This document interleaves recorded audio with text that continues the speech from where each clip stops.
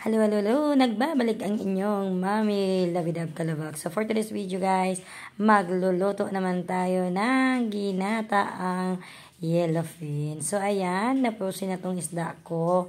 Mga 5 days na siguro to, so hindi na talaga siya fresh, no? So, yung technique natin ngayon or yung paraan natin sa pagluluto, kailangan natin siya prituhin. So, ayan po, malaki po itong nabili kong yellowfin. So, hiniwa-hiwa ko lang talaga siya ng maninipis at maganda hiwain pala yung isda na naka-frozen kasi hindi siya nadudurog at ang ganda niya hiwain. So, kita nyo naman, di ba, kahit gano'ng kanipis yung pagkahiwa ko, hindi siya nadurog kasi nga frozen siya. So, ganda talaga hiwain na frozen yung isda natin. At syempre, hahaluan natin siya ng talong. So, meron din akong talong dito at ihahalo natin sa ating ginataang yellowfin. So, syempre, para maganda yung natin, prepretuhin natin yung ating talong.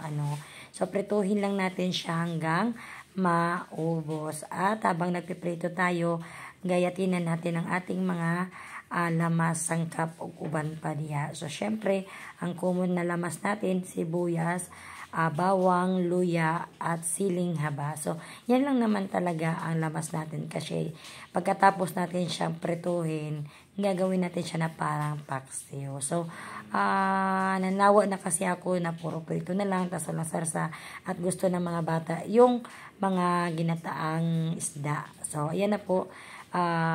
Luto na po natin ang ating piniritong talong. At syempre, isasunod na po natin ang ating yellowfin na isda. So, ayan, diba? So, ayan po, diba, maninipis. Pero hindi siya nadurog paghiwa ko kasi nga frozen siya nung hiniwa ko. So, ayan po ang ating inihaw. Inihaw piniritong yellowfin. So, pinirito ko muna siya bago natin siya ipapaksiyo.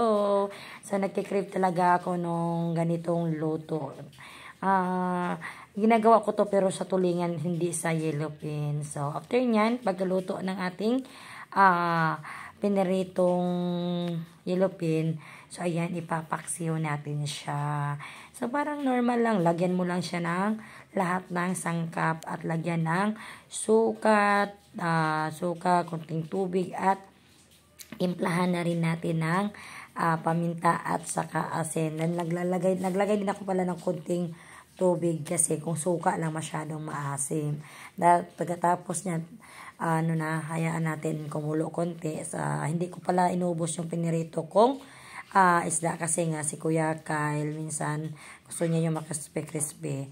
Then nung kumulo na yung sabaw natin, nilagay ko na po yung ating fresh gata. O diba? So sa halagang 30, meron na tayong gata. So yummy, yummy. Tsura pa lang, nakakatakam na, diba? So pakuluin natin mabuti. And after nyan, nakuha na natin yung gusto nating timpla. Ilagay na po natin ang ating piniritong talong. O diba?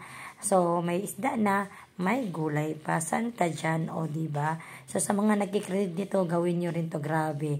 Lahat kami at kahit na mga anak ko gustong gusto to. At hindi ko na rin pala pinatuyuan yung gata kasi gusto nga nila yung masabaw-sabaw. O diba? Solve na naman ang aming tanghalian. O diba? So, syempre, tara, luto na. Plating na po tayo. Syempre, gaganda natin sa ating plating para pati kayo mananakam. O diba? Maglalapyok na naman ang Team Binlove. O diba? So, ayan po. Luto na po ang aking ginataang yellowfin with talong. O diba? Napaka-creamy. So, ano pang inaantay natin? Lafang na po ang aking Team Binlove, Family Binlove. So, sa mga gusto mag-try nito, try nito. Grabe, guys. So, keep on sharing at sana nag-enjoy kayo sa video na to. Keep on sharing and please follow my bagong kong page kasi wala na hack yung luma kong page. So, enjoy watching, guys. Keep on sharing. That's it. This is Mami Lavidab.